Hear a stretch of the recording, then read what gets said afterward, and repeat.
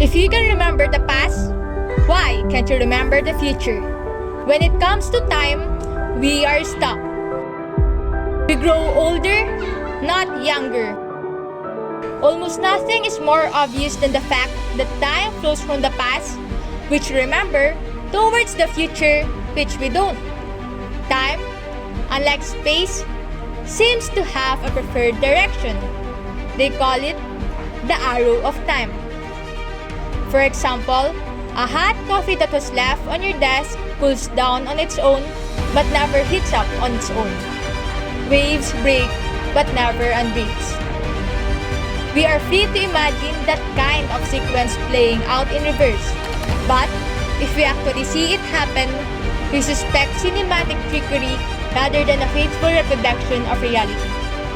This reflects the second law of thermodynamics' arrow of time, whereas time seems to flow only in one direction, moving through us, pulling the future into the past. The fact that things happen in one order and not in the reverse order is deeply ingrained in how we live in the world today. Why is it like that? The answer lies in the concept of entropy. The second law of thermodynamics provides a clue. It states that the entropy of a physical system rises over time. This increase is what gives time its direction. Entropy, which we might call the level of chaos or disorder, has been constantly increasing throughout the universe since the Big Bang. All of the reversible processes that reflect time's arrow, like how perfume disperses through a room but never collects back into the bottle, share a common feature.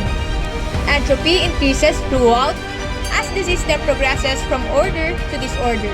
Whenever we disturb the universe, we tend to increase its entropy. So, why can't we remember the future? Ultimately, the reason we can form a reliable memory of the past is that the entropy was lower then. So, the arrow of time isn't just about simple mechanical processes.